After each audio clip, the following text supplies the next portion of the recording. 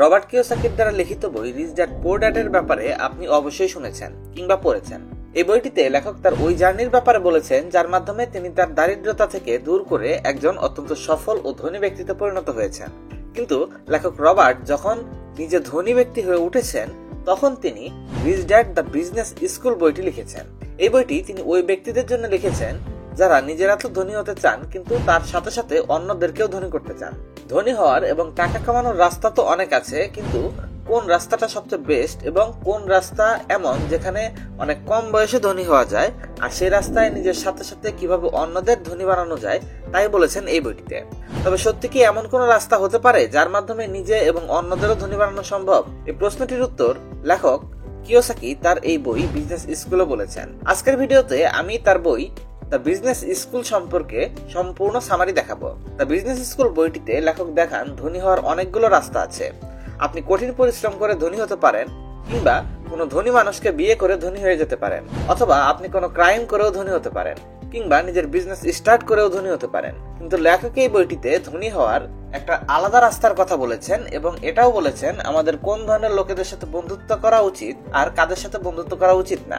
যদিও আপনিও এমন টিপস গুলো চান যা আপনার জীবনকে পুরোপুরি বদলে দেবে, আপনাকে ফাইন্যান্সিয়াল ফ্রিডম দেবে, তবে দ্য বিজনেস স্কুল বইটি আপনার জন্য সবচেয়ে বেস্ট রাস্তা হতে পারে। কারণ লেখক এই বইটিতে কোনো নর্মাল টিপস দেননি, বরঞ্চ তিনি বইটি বাস্তব জীবনের এক্সপিরিয়েন্স উপর ভিত্তি করে লিখেছেন। আর এখানে তিনি ওই সমস্ত বাস্তব লেসন গুলো লিখে বলেছেন যেগুলো আপনাকে সামনে এগোতে এবং গ্রো করতে, সাকসেসফুল হতে হেল্প করবে। তো আসুন শুরু করা যাক। Lesson number 1, there is more than one way to become rich. ধনী হওয়ার একের অধিক তরিকা আছে।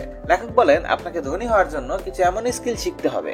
এখানে 3টি কাজের কথা বলা হয়েছে যেগুলো আপনাকে বিজনেসে সাকসেসফুল হওয়ার জন্য শেখাটা জরুরি। নাম্বার 1 হচ্ছে বেসিক এডুকেশন। আপনার বেসিক এডুকেশনের প্রয়োজন পড়বে, যেগুলো আমরা ছেলেবেলায় শিখি, যেমন যোগ বিয়োগ করা, হিসাব করতে পারা আর কিছু সাধারণ কমন সেন্স।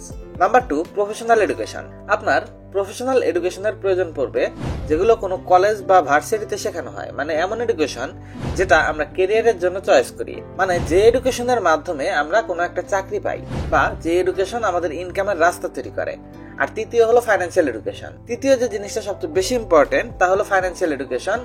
এটার প্রয়োজনীয়তা পড়বেই, কেননা ফাইন্যান্সিয়াল এডুকেশন আপনাকে এটা শেখায় টাকা আপনার জন্য কাজ করুক, না তো আপনি টাকার জন্য কাজ করুন। ধনী হওয়ার অনেক তরিকা আছে। ধনী হওয়ার জন্য আপনি একজন ধনী ব্যক্তিকে বিয়ে করতে পারেন, কিংবা আপনি একটা সিম্পল লাইফ অতিবাহিত করেও টাকা বাঁচিয়ে বাঁচিয়ে ধনী হতে পারেন, কিংবা নিজের ব্যবসাও শুরু করতে পারেন। তবে এই তরিকাগুলো এতটা সহজ না।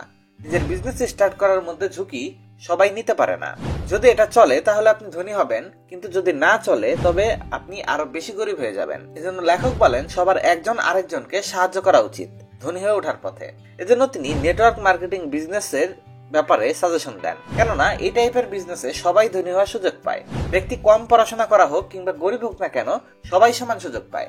আপনি হেনরি ফোর্ডের নাম অবশ্যই শুনেছেন। একটা সময় ছিল যখন ব্যক্তিগত গাড়ি শুধুমাত্র অনেক রিচ ব্যক্তিরাই চালাতে পারত, কিন্তু হেনরি ফোর্ড একটা এমন গাড়ি বানানোর পেছনে লেগেছিলেন যেটাকে যে কেউ যে কোনো মধ্যবিত্ত কিনতে পারে, আর তারই চেষ্টা সফল হয়।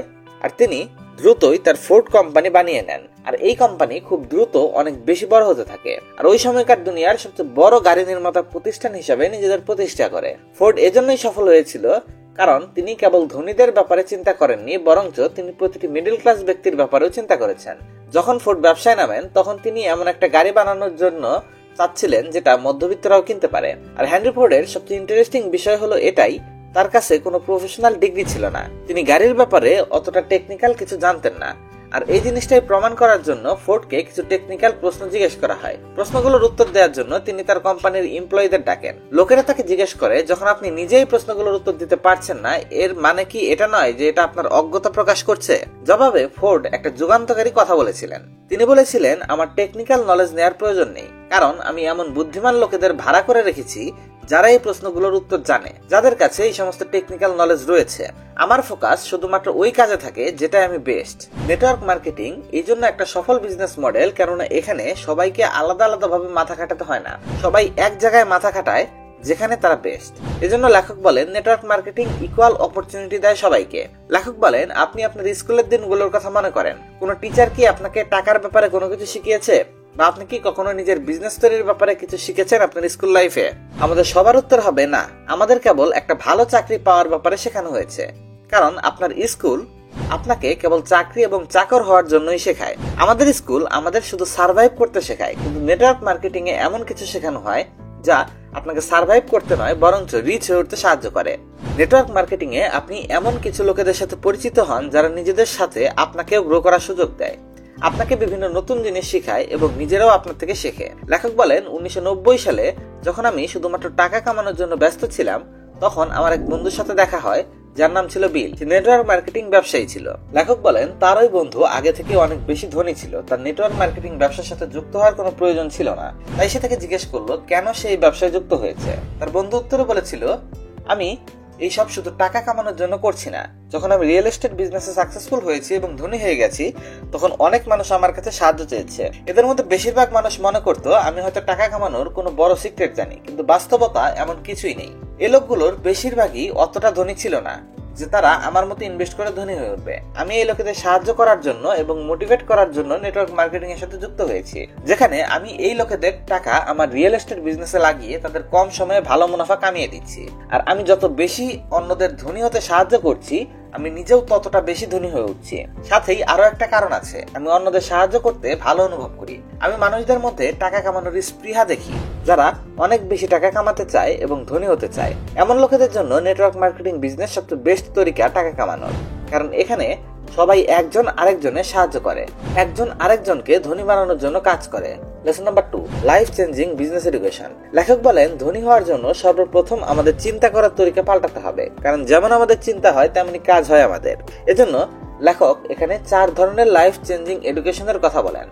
প্রথমে আসে মেন্টাল এডুকেশন, মানে ওই এডুকেশন যা আমরা স্কুল থেকে শিখি, যেখানে আমরা কিছু নতুন চিন্তা ভাবনা করতে, কিছু বিষয়বস্তুকে বুঝতে এবং টাকার ব্যাপারে বেসিক নলেজের ব্যাপারে শিখি, যোগ বিয়োগ করতে শিখি।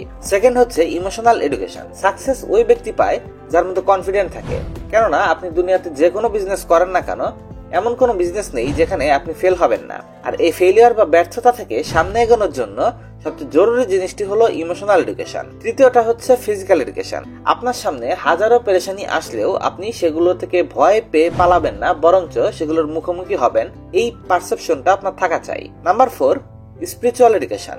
এটা সেই এডুকেশন যা আপনাকে সবসময় মোটিভেট করে রাখবে, আপনাকে হার না মানার শক্তি দেবে, আপনাকে নিজের উপর বিশ্বাস করতে পারার ক্ষমতা দেবে যে আপনি সবকিছু করতে পারেন, শুধু কিছুটা মেহনতের প্রয়োজন। লেখক যখন MBA করছিলেন তখন তিনি মনে করতেন তিনি এখান থেকে পড়ে সাকসেসফুল বিজনেসম্যান হয়ে যাবেন, কিন্তু MBA করার মাঝপথে তিনি এটা বুঝতে পারলেন ইউনিভার্সিটি তার নিজের বিজনেস করার জন্য নয়, বরঞ্চ তাকে একজন ভালো কর্মচারী বানানোর জন্য প্রস্তুত করছে।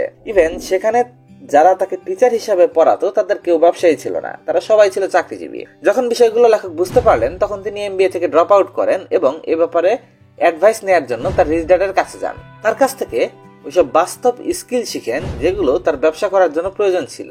এরপর তিনি তার নিজের বিজনেস স্টার্ট করেন এবং 30 বছর বয়সে লেখক একজন মিলিয়নিয়ারে পরিণত হন। Lesson number 3, friends who will pull you up not push down.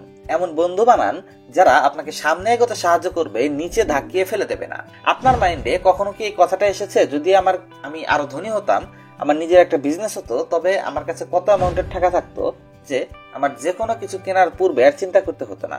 এই কথাগুলো দুনিয়ার বেশিরভাগ মানুষের মাথায় সবসময় আসতে থাকে, কিন্তু সবচেয়ে বড় বিষয়, বেশিরভাগ মানুষ এটা জানে না যে তারা আসলে তাদের কি করতে হবে, তাদের স্বপ্ন কি। যদি তাদের নিজেদের স্বপ্নের ব্যাপারে জানাও থাকে, তবুও তারা এটা জানে না এই স্বপ্নকে তারা কিভাবে পূরণ করবে। লেখক বলেন, আমরা 3টা উপায়ে টাকা রোজগার করি। হয় আমরা মান্থলি স্যালারি পাই, মানে আমরা চাকরি করি এমপ্লয়ি, অথবা আমরা নিজেদের কোনো ছোট কাজ করি, মানে কোনো রেস্টুরেন্ট বা কোনো ক্লিনিক বা কোনো দোকান চালাই, যেখান থেকে আমাদের ইনকাম আসে, মানে আমরা সেলফ এমপ্লয়েড। আর তৃতীয়ত হলো আমরা ইনভেস্ট করি, সেখান থেকে আমরা প্রফিট পাই, মানে আমরা ইনভেস্টর। আর সবশেষ আমাদের এমন কোনো কোম্পানি আছে বা এমন কোনো কাজ আছে যেখানে কয়েকশো বা কয়েক হাজার লোক কাজ করে, আর আমরা সেখান থেকে ইনকাম করি, মানে আমরা বিজনেসম্যান। লেখক বলেন, আপনার আশপাশের মানুষেরা আপনার চিন্তাকে নির্ধারণ করে, আর যেমনটা আপনার চিন্তা হবে তেমনটাই হয়ে উঠবেন আপনি। এজন্য যদি আপনার বন্ধু এমন হয় যে খুব ছোট চিন্তা করে অথবা আপনার মধ্যে নেগেটিভ চিন্তা ঢুকিয়ে দেয়, তবে আপনার ফ্রেন্ড সার্কেল খুব দ্রুত পরিবর্তন করে নেওয়া উচিত। সবসময় এমন লোকেদের সাথে উঠা বসা করুন যারা নিজেরা রিচ হওয়ার চিন্তা রাখে, যারা সবসময় পজিটিভ চিন্তা রাখে। কলেজ থেকে গ্রাজুয়েশন কমপ্লিট করার পর রবার্ট ফ্লাইট স্কুলে যাওয়ার সিদ্ধান্ত নেন। আর সে কোনো সাধারণ ফ্লাইট স্কুলে যাননি, বরঞ্চ সে মিলিটারি ফ্লাইট স্কুলে গিয়েছিলেন, যেটা নর্মাল ফ্লাইট স্কুলের থেকে সম্পূর্ণ ডিফারেন্ট ছিল। লেখক সেখানে অ্যাডমিশন নেন এবং 2 বছর পর্যন্ত তিনি বিমান ওড়ানোর প্র্যাকটিস করেন। তারপর ট্রেনিং পুরো হওয়ার পর তিনি এয়ারফোর্সের পাইলট হিসেবে চাকরি শুরু করেন। এরপর তাকে অ্যাডভান্স ফ্লাইং স্কুলে পাঠানো হয়, যেখানে সে ফ্লাইং এর কাজগুলোর সাথে সাথে একজন যোদ্ধার মতো আকাশে বিমান নিয়ে লড়তে শিখেন।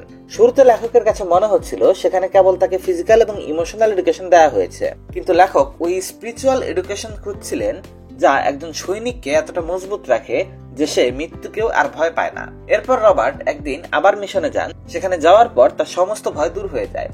সে বিমানকে এমন ভাবে উড়াচ্ছিল যেন প্লেনটি কোনো মেশিন নয়, বরঞ্চ তার নিজের বডিরই একটা অংশ। আর এটা এই জন্য পসিবল হয়েছিল কেননা তিনি অনেক বছর ধরে এই কাজটির প্র্যাকটিস করেছিলেন, আর এমন জায়গা থেকে প্র্যাকটিস করেছিলেন যেখানে এর ব্যাপারে বেস্ট এডুকেশন দেওয়া হয়। তিনি স্পিরিচুয়াল এডুকেশন তখন পান যখন তিনি একটা যুদ্ধের জন্য মিশনে যান এবং বাস্তব যুদ্ধ যেখানে চলছিল। এজন্য লেখক বলেন, এখানে আমার ভয় চলে যায়। বিজনেসে ভয় আমাদের মধ্যে সবার থাকে। এই ভয়কে দূর করার একমাত্র তরিকা হলো প্র্যাকটিস করা আর রাইট ফ্রেন্ডদের সাথে রাইট এডুকেশন নেওয়া, আর পরবর্তীতে বিজনেস করার জন্য ময়দানে নেমে যাওয়া। এতে আমাদের কনফিডেন্স লেভেল বেড়ে যায় এবং আমরা আরো ভালো বিজনেসম্যান হয়ে উঠি। Lesson number 4, developing your most important business skill. লেখক বলেন, আপনার কি কোনো উইশ লিস্ট আছে? মানে এমন জিনিস যেগুলো আপনি কিনতে চান বা কোথাও ঘুরতে চান, কিন্তু আপনি কি জানেন আপনার যে কোনো জিনিস কেনার পূর্বে এটা শিখতে হবে বিক্রি কিভাবে করতে হয়। আপনাকে বিক্রি করা শিখতে হবে। যদি আপনার মধ্যে বিক্রি করার স্কিল না থাকে তবে আপনি অতটা টাকা কামাতে পারবেন না যতটা আপনি চিন্তা করেন। আপনি এমন অনেক ট্যালেন্টেড লোকেদের জানেন যারা নিজেদের স্কিলকে বিক্রি করতে জানে না, যাদের মধ্যে ট্যালেন্ট তো আছে কিন্তু ওই ট্যালেন্ট থেকে তারা টাকা কামাতে পারে না, এজন্য তারা গরিব।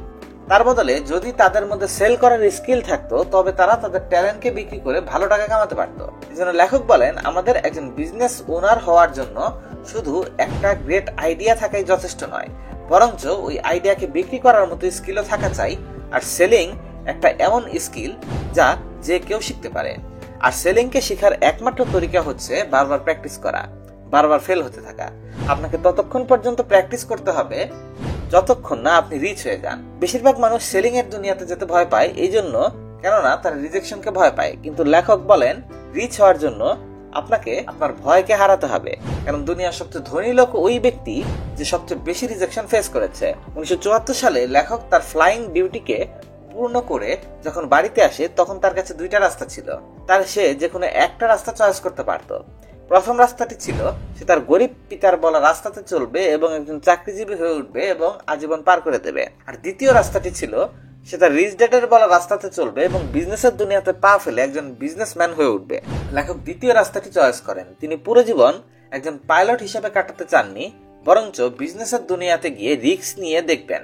চাকরি ছাড়ার পূর্বে সে তার রিচ ড্যাডের কাছে যান এবং তার কাছে অ্যাডভাইস চান বিজনেসের দুনিয়াতে সফলতা পর্যন্ত পৌঁছাতে তার কোথা থেকে শুরু করা উচিত। রিচ ড্যাড তাকে নিজের লাইফ থেকে অ্যাডভাইস দেন।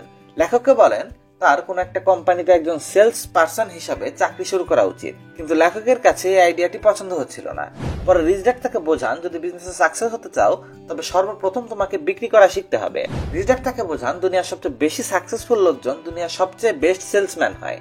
এই লোকগুলো যে কোনো কিছু বিক্রি করতে পারে এবং ভালো টাকা কামাতে পারে। এই লোকেরা স্পিচ বিক্রি করে, ভালো ভালো আইডিয়া বিক্রি করে, প্রোডাক্ট বিক্রি করে, মানে তারা সবকিছু বিক্রি করতে পারে।